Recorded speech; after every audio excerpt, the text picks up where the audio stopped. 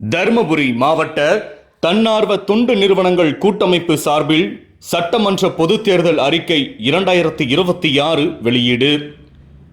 தர்மபுரி மாவட்ட மகளிர் தன்னார்வ தொண்டு நிறுவனங்கள் கூட்டமைப்பு சார்பில் சட்டமன்ற தேர்தல் அறிக்கை புத்தகம் வெளியீடு நிகழ்ச்சி VIP தொண்டு நிறுவன அலுவலகத்தில் நடந்தது.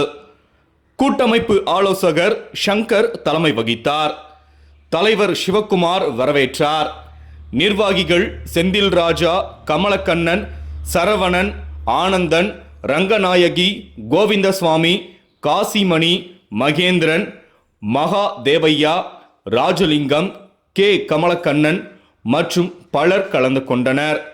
இக்கூட்டத்தில் நிர்வாகிகள் நிருபர்களிடம் கூறியதாவது: தர்மபுரி மாவட்டத்தில் வரும் 23ஆம் தேதி சட்டமன்ற தேர்தல் நடைபெறவுள்ளது.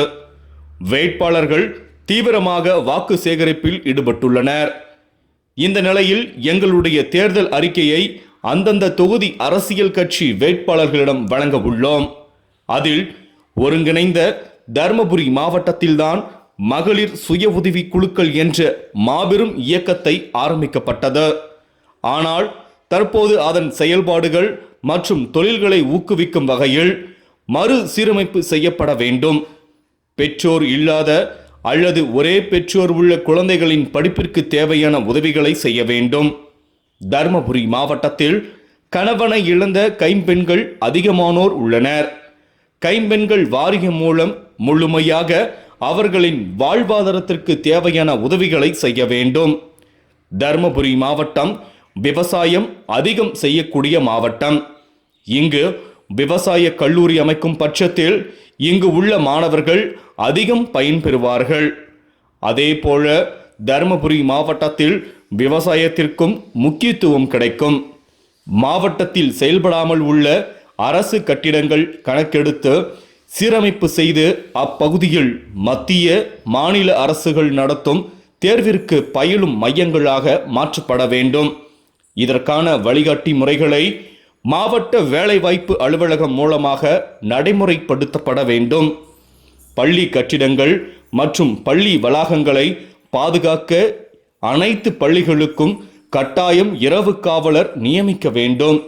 அல்லது அனைத்து பள்ளி வளாகங்களிலும் கண்காணிப்பு கேமரா பொருத்தப்பட வேண்டும். தர்மபுரி மாவட்டத்தில் கால்நடை மருத்துவ கல்லூரி கொண்டு வர வேண்டும். விவசாய விளைச்சலையும் சேதப்படுத்தும் நிலங்களையும் காட்டுப்பன்றிகள் மயில்களிடமிருந்து பாதுகாத்திட நடவடிக்கை எடுக்க வேண்டும்.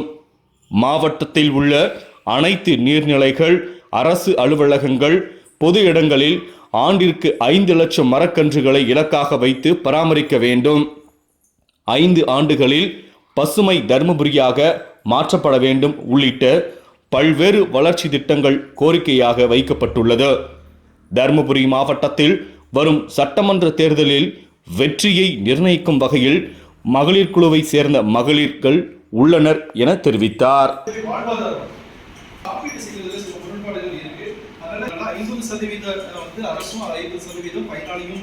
பங்களிப்பு செய்யணும்ன்றது நம்ம வந்து இதே மாதிரி தீவனங்கள் நம்ம ஒரு கொஞ்ச நாளைக்கு முன்னாடி தீவனங்கள் கூட மானிய விலையில கொடுத்தாங்க. அரசாங்கத்துல அதெல்லாம் தீவனங்கள் வாங்குறதுலாம் வெளியிலிருந்து வாங்கிட்டு இருக்கோம். நிறைய விலையா இருக்கு. அதனால மானிய விலையில கொடுக்கணும் அப்படிங்கிறது